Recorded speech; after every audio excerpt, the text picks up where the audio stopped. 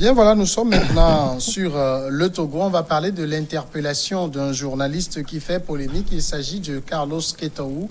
Carlos Ketaou, c'est le directeur de publication de l'Indépendant Express, interpellé il y a 2 jours nuitamment par des éléments, dit-on, des services du service central du SCRIC, du service central des recherches et d'investigations criminelles. Une convocation émanant de ce service lui était adressée pour la journée du 30, mais dans la nuit du 29, il a été interpellé manu militari.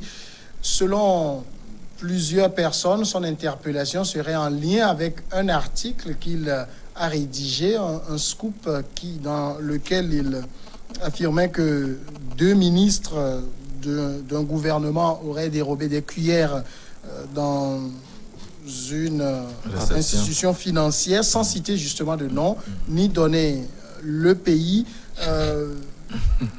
Difficile, hein, Chris Ega, de croire quand même que l'interpellation de Carlos Ketaou soit en lien avec l'article, du moment où, pour beaucoup de personnes, en termes d'article, on a vu pire, on a vu plus incisif, sans que personne ne soit inquiété au Togo. Je voudrais vous rappeler quand même que c'est toujours dans le même pays que des gens avaient traité des présidents d'individus et on sait ce qui était arrivé. Le fait d'avoir traité des gens d'individus, etc. Je crois que nous sommes à une autre époque aujourd'hui de l'évolution même de la situation du journaliste au Togo. Et puis on est quand même scandalisé par le scénario même de l'arrestation et de tout ce qui s'est passé autour. Et je ne crois pas que c'est la meilleure façon, parce que c'est la meilleure façon d'arrêter quelqu'un, à moins que ce soit un flagrant délit qui porte sur des sujets très sensibles, des sujets dangereux, à moins qu'il ne soit un danger public. On peut aller de cette façon-là. Maintenant, lorsque cela s'est passé ainsi, il faut que les milieux policiers nous expliquent maintenant pourquoi cela s'est passé comme ça. Je crois qu'il faut que l'on apprenne que la communication de la vertu, la communication à la vertu, en ce sens qu'elle permet de décrisper les situations, de ne pas frustrer. Il se peut que ce soit l'acte que la gendarmerie a posé soit un acte fondé. Mais en quoi cet acte est fondé? Il faut que ceux qui dirigent la gendarmerie nous parlent aujourd'hui de ce qui commande que cette arrestation se passe dans de telles conditions. Parce qu'à notre sens, ce n'est pas de cette façon que cela se passe généralement. Lorsque vous envoyez une citation à comparaître, une convocation à quelqu'un, et dans le même temps, pendant que vous envoyez la convocation, vous le cherchez dans le même temps. Parce que si vous avez suivi, il avait suivi la ronde des voitures, etc., de la gendarmerie, les gens qui faisaient la ronde. Et puis finalement, il a fallu attendre la nuit pour qu'on vienne l'arrêter. Et aujourd'hui, il n'y a pas eu de communiqué qui nous dise ce qui commande que l'arrestation soit faite de cette façon. On peut expliquer, parce que nous sommes dans un pays de droit. Si le droit n'est pas observé dans cette arrestation, il faut que la gendarmerie aujourd'hui convoque les journalistes pour leur dire que voici, parce que tous les citoyens ont le droit de savoir sur cette affaire, parce que nous avons le droit d'être protégés par le Togo. Et quand ça se passe comme ça, on est en droit d'attendre une communication de la part de ceux qui sont impliqués dans cette arrestation. Sinon, on aurait parlé tout simplement d'un acte de... Je ne sais pas comment le dire. Ce ne sera pas un acte légal. Si on n'expliquait pas, on ne comprendrait pas. Ce que moi, je voudrais attendre que l'État togolais, ceux qui sont des autorités en la matière, nous disent aujourd'hui, c'est d'expliquer, de communiquer. Si l'acte est fondé, il faut qu'on soit édifié. Il ne faut pas qu'on soit dans le noir, parce que c'est un acte légal posé par des autorités togolaises qui sont investies d'un pouvoir légal. Nous sommes en droit de savoir sur cette arrestation. Mais jusqu'ici, je ne sais pas si vous avez été édifié sur les contextes de l'arrestation et de ce qui le fonde. Mais si le pays doit tourner normalement, je crois que l'État a le devoir de communiquer sur ces sujets. Si on ne voudrait pas qu'il y ait du malentendu. Voilà ce que je veux dire. Ibrahim Acha, c'est vrai qu'on n'est pas en train de dire qu'un journaliste est au-dessus de la loi. Voilà. Non. il est justiciable comme n'importe qui, on peut Tout à lui fait. envoyer des convocations. Mais quand on vient, entre guillemets, l'enlever la nuit sans pour autant que jusque-là, on explique les raisons qui fondent cela, il y a matière à craindre dans la République. Bien évidemment, il y a matière à craindre, et surtout pour un journaliste. Nous ne disons pas que nous sommes au-dessus de la loi, comme vous venez de le préciser, mais il y a des voies en matière de délit de presse. Il y a les contextes dans lesquels... On ne sait même pas s'il est arrêté en tant que journaliste. Puisqu'il est journaliste. Non, c'est pour te supporter. Voilà, puisqu'il est journaliste pour nous, s'il doit avoir un fait, c'est peut-être dans le cadre de l'exercice de ses fonctions. Vous comprenez, de son métier, c'est dans ce cadre qu'on peut l'arrêter. Et donc, il y a eu une convocation qui lui a été envoyée de bonne et due forme. Et donc, il a pris la convocation et selon les informations que nous avons reçues, il était prêt à se présenter le lendemain devant le SCRIC et écouter, en tout cas, ce qui motive cette convocation. Mais à sa grande surprise, c'est la veille qu'on est venu prendre la nuit. Et c'est pourquoi toute la presse, les organisations de presse, les partis politiques, les organisations de la société civile, et tout le monde parle d'un enlèvement. Parce que jusque-là, je vous rappelle que notre confrère ne sait pas pourquoi on est venu le prendre. Il ne le sait pas. Et comme entre-temps, il y a eu aussi un article qui est paru dans la presse, surtout il a fait un papier qui est paru dans son journal L'Indépendant Express qui parlait de certains ministres d'un pays qui n'a pas précisé d'ailleurs, qui ont dérobé des cuillères en or au cours d'une réception dans une institution financière. Donc jusque-là, il n'a même pas précisé cette institution financière, il n'a pas précisé le pays dans lequel la scène s'est déroulée et la subtilité même qu'il a eu à utiliser dans la rédaction de ce papier nous amène à dire qu'il n'y avait pas à proprement parler de raison pour pouvoir l'interpeller de cette manière, puisque ce n'est pas un bandit de grand chemin, c'est un journaliste que nous connaissons dans le pays et qui fait bien son travail comme tout le monde le fait d'ailleurs. Et est-ce qu'il y avait eu des informations comme quoi il n'allait pas répondre à cette convocation? Moi, je pense qu'on aurait pu le laisser voir s'il va répondre ou pas. Et si après, il n'a pas répondu et qu'il y a vraiment d'autres mesures pour pouvoir l'amener, le contraindre à aller, je pense que ça pouvait arriver.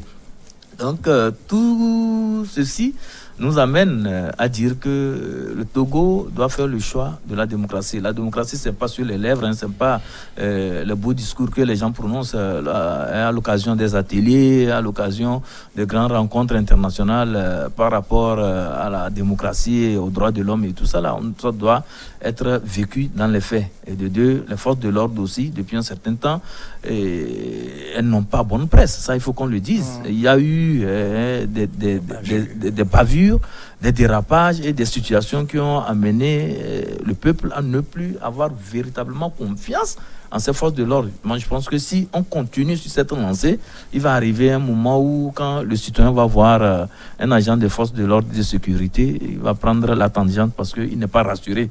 Or, ça ne devait pas être ainsi.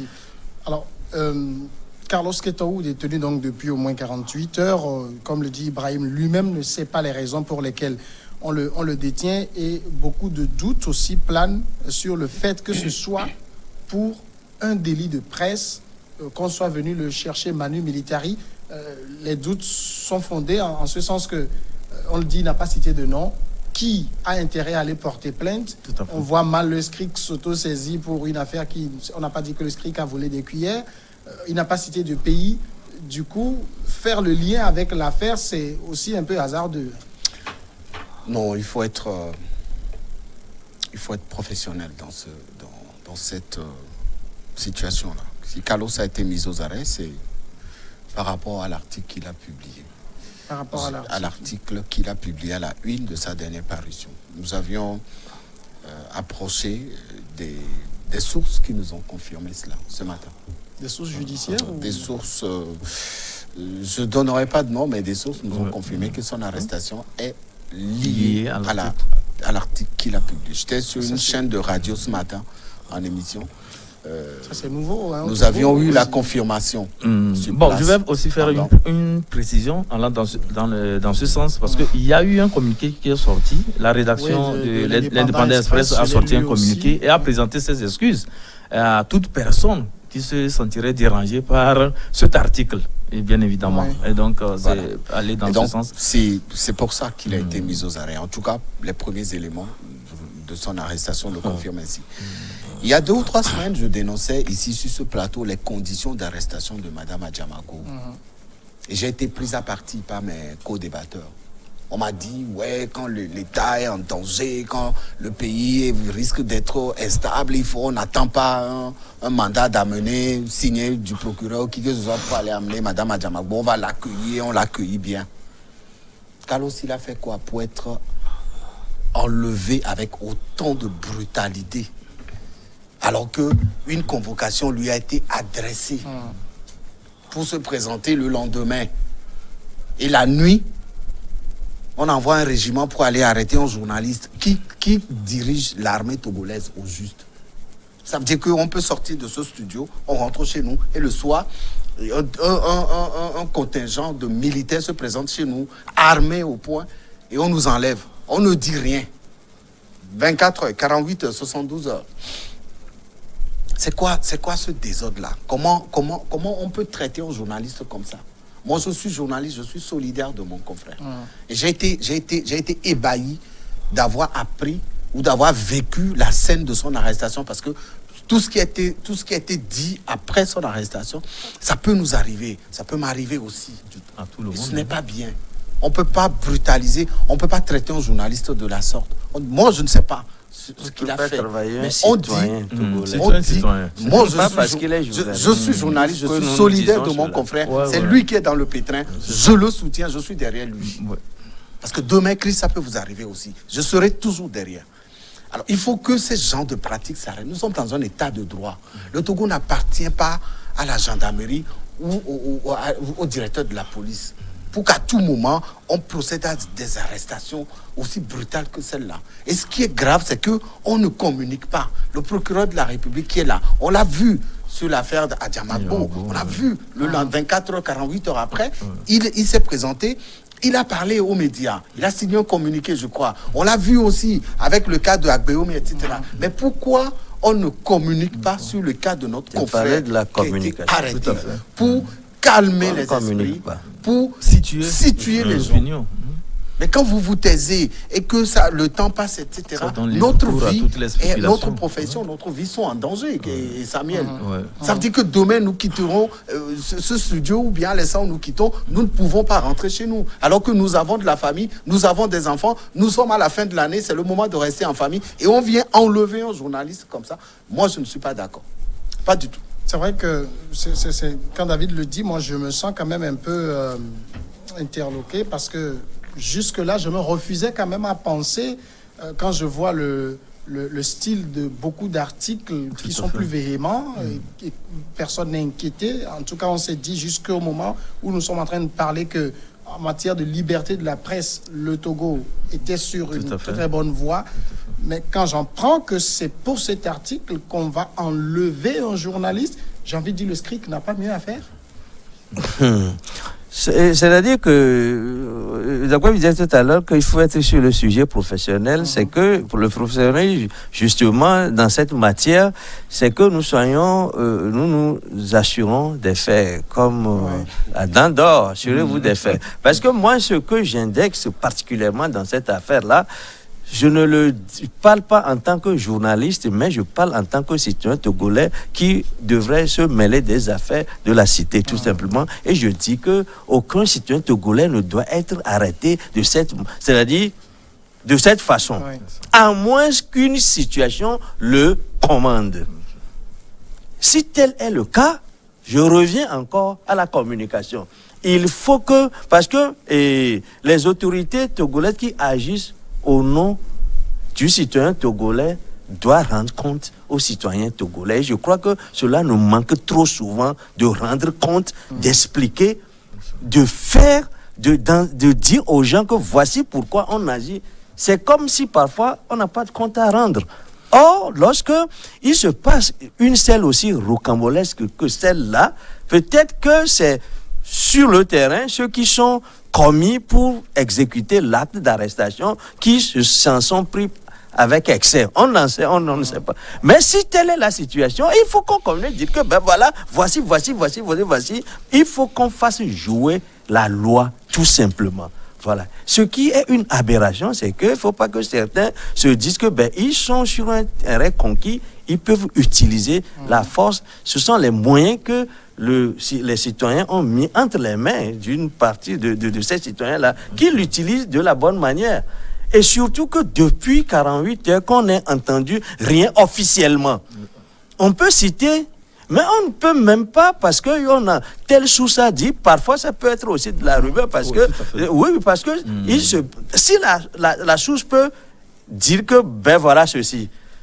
Mais ce qui est encore mieux est que nous ayons une position des officiels sur le sujet, parce que je ne crois pas que cela soit aussi difficile que ça, parce qu'on sait ceux qui sont allés arrêter, on sait pour le compte de qui ils sont allés faire l'arrestation. Maintenant, il faut que le chef de ce service-là communique sur le sujet pour nous dire que voilà, il y avait nécessité, il y avait urgence d'agir de cette façon. C'est peut-être que Karl Ketau, est-ce qu'il est devenu un terroriste, on ne sait pas, qu'il s'apprêtait à tirer sur...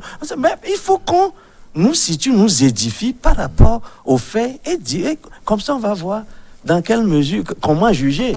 Mais là, nous sommes sevrés d'informations jusqu'ici et nous allons dans les supputations.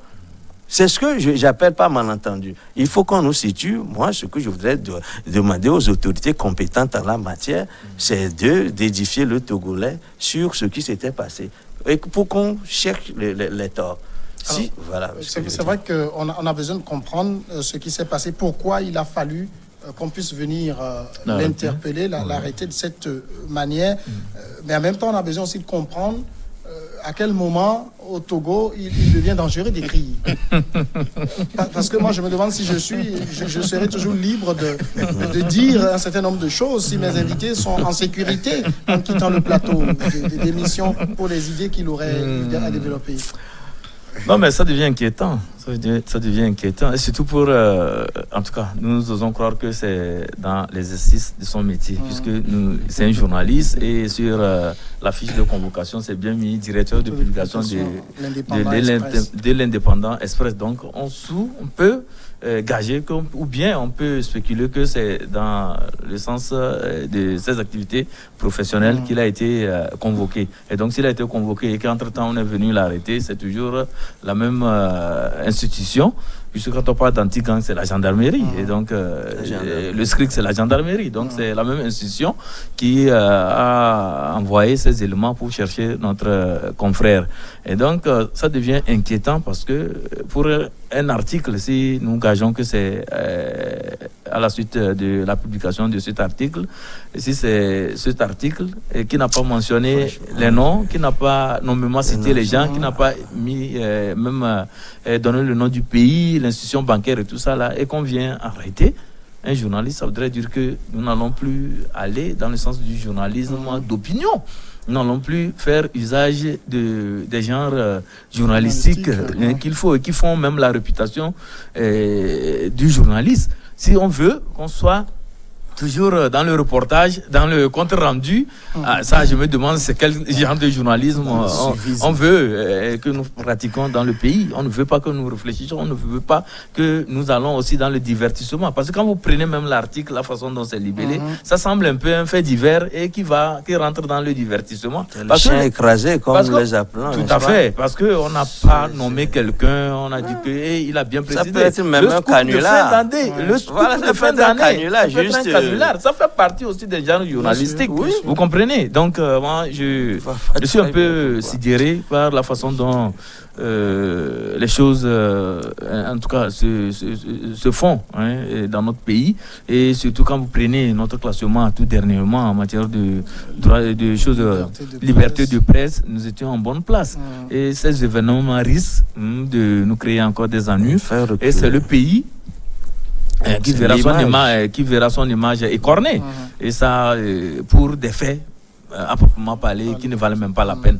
Parce que interpeller un journaliste, il y a une convocation, laissez-lui répondre à sa convocation. Si vous voulez en savoir plus sur l'article qu'il a publié, oui, mais attendez qu'il vienne. Plus pourquoi? Voilà. Je ne comprends pas ça. Tout à fait, il fallait attendre le journaliste venir. Même moi, je me dis même que c'est un travail de salubrité publique que le journaliste a eu à faire. Si nous avons des autorités kleptomanes, il va falloir que le journaliste commence par dénoncer les faits. Et là, le procureur devait s'en saisir, collaborer avec le journaliste et voir, mais si vraiment ces personnalités-là mises en cause là, est-ce que c'est les nôtres, c'est des choses, les Togolais, ou bien ça s'est passé dans quel pays? Si c'est des Togolais, je me dirais que c'est un travail louable. Ça pouvait aider peut-être le gouvernement à écarter de son équipe les mauvaises graines. Je dis si.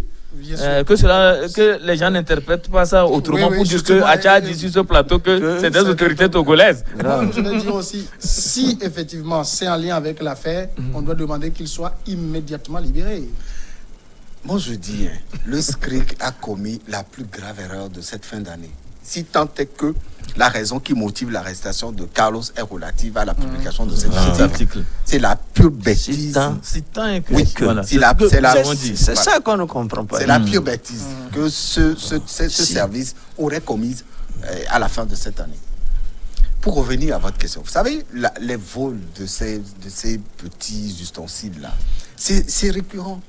Allez dans les obsèques, dans les mariages. Non, mais il y a des vidéos même qui circulent. Le vol des cuillères, le vol des verres à boire, les mains. Voilà.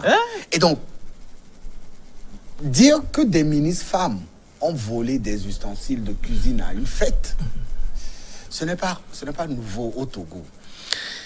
Quand vous êtes journaliste, il faut être intelligent. Tout à fait. Et nous, en tant que journalistes, il faut que le ministère de la Sécurité nous demande de venir former certains de leurs éléments sur les différentes techniques d'écriture journalistique. L'article de Carlos est un scoop de fin d'année. Moi, quand j'ai fini de lire, je me suis dit, mais tiens, il a trouvé la bonne formule pour vendre. Non, et pour clôturer même en beauté l'année. Voilà. Mais si tant est que c'est vrai, il faut que le chef de l'État prenne ses responsabilités. On peut pas nommer des gens, des ministres pour venir voler des cuillères. Moi, si je veux acheter, j'ai pas les mêmes moyens financiers qu'un ministre, mais si j'ai envie d'acheter une cuillère en or, si j'arrive à économiser, je peux acheter. Et c'est pas à une réception que je vais voler un ou deux ustensiles de cuisine et les mettre dans le sac. Ça ne reflète pas ce que peut-être le chef de l'État veut en nommant une femme Premier ministre, en ouvrant le gouvernement à ce nombre assez important de présence féminine. Et donc aujourd'hui, il faut quand même comprendre que ce n'est pas un fait particulier. Les vols de ces petits trucs-là, c'est récurrent, il y en a tous les jours. Sauf que là, on parle de ministre. Et là où j'ai salué l'intelligence de Carlos, c'est que, comme tu l'as dit tout à l'heure, Samuel, quand vous finissez de lire l'article, vous posez 1001 questions. Est-ce que c'est au Togo? Est-ce que c'est en Côte d'Ivoire? Est-ce que c'est où? Qui sont ces femmes ministres-là? Et on veut savoir, etc. C'est ça ce qu'on appelle un scoop. Et donc, je crois que le SCRIC aurait mieux fait de le libérer, en tout cas de lui permettre de rentrer chez lui. Et si, je le dis encore, si le contenu de cet article est vrai, je demanderai au procureur de la République de réinviter Carlos, de lui présenter ses excuses et de lui demander de collaborer pour que ce genre de pratique ne se répète. Et il faut préciser que, je reviens là-dessus, il y a eu un communiqué de la rédaction de l'Indépendant Express qui précise qu'il ne s'agit pas du Togo. L'article ne parle pas du Togo. L'article ne parle pas des ministres togolais. Vous comprenez? C'est clair. C'est clair maintenant. Donc, ceux qui détiennent notre confrère, si c'est en lien avec l'article, je pense qu'ils sont servis. Ils doivent comprendre et prendre la décision qu'il faut. Rapidement, il retourne sa famille pour ses fêtes de fin d'année. Messieurs, il nous reste 5 minutes. Je le disais, c'est le dernier jour de l'année Chris-Ega. Des vœux. Oui, bien entendu, à tous les téléspectatrices et à tous les téléspectateurs qui ont pris sur eux de nous suivre, parce que parfois ce n'est pas aisé, et c'est un honneur qu'ils nous font, et nous voudrions bien les servir de la meilleure façon qui soit. Nous leur souhaitons tous les vœux de bonheur pour l'année 2021 et souhaitons qu'il le soit des nôtres chaque fois que nous sommes sur ce plateau-là, et profiter de l'occasion pour dire à tous les confrères et qui ont pu faire cette aventure-là jusqu'ici, leur souhaiter nos meilleurs vœux. Parce que vous savez que c'est pas évident de venir ici tout le temps, surtout que c'est du bénévolat pratique que nous faisons pour éclairer l'opinion. Et ben voilà, mais c'est pour souhaiter, je souhaiterais une bonne année à tous ceux qui me connaissent, qui m'ont subi. Tous ces mois de l'année. C'est ça. Non, d'abord, présenter mes meilleurs vœux, en tout cas, à l'équipe de New World TV, au DG, qui ne ménage aucun effort pour que nous soyons dans de bonnes conditions pour débattre et parler de l'actualité. Remercier, saluer aussi en même temps, présenter mes vœux aux techniciens, grâce à qui nous sommes écoutés de par le monde, parce que j'ai des retours d'un peu partout dans le monde, de l'Allemagne, de la France, des États-Unis, et même à l'intérieur du pays. Donc, mes vœux les meilleurs à toutes ces personnes-là qui me font des retours et qui sont fiers aussi, qui est une chaîne togolaise qui émettent depuis le Togo, mais qui leur envoie des informations partout où ils sont dans le monde. Et en même temps, dire aussi à tous ceux que nous connaissons, je vais parler de mes parents qui sont à Tchamba, de tous ceux qui sont à Sokodé et tous ceux qui sont aussi vers Dapan et autres là, que les traumatismes que nous avons connus au cours de cette année 2020, marquée par la pandémie de coronavirus, que le Seigneur nous éloigne véritablement de cette maladie et qu'il aide vraiment tout le monde à pouvoir vivre en paix et surtout à pouvoir amorcer 2021 avec beaucoup plus de sérénité, de joie et de bonheur. David?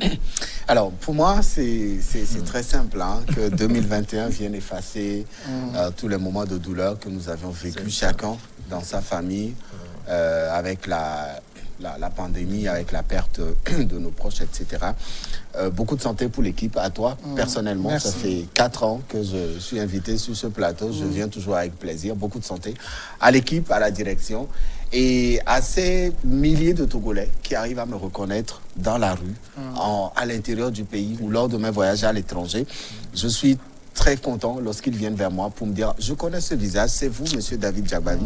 Ça fait chaud au cœur. Je vous remercie pour ce soutien et j'espère que 2021 qui commence dans quelques heures nous apportera le bonheur et beaucoup de santé, beaucoup de richesse aussi, parce qu'on dit que la profession de journaliste n'enrichit pas du tout. Alors, je vous souhaite également les mêmes vœux à vous qui êtes ici, à tous ceux qui passent sur New World TV pour animer cette émission, à tous ceux qui nous font l'honneur de nous suivre, tous nos voeux de bonne santé, de beaucoup de bonheur dans vos familles. N'oubliez pas de continuer d'appliquer les gestes barrières à l'occasion de cette fête. Tout le plaisir pour moi de vous retrouver l'année prochaine.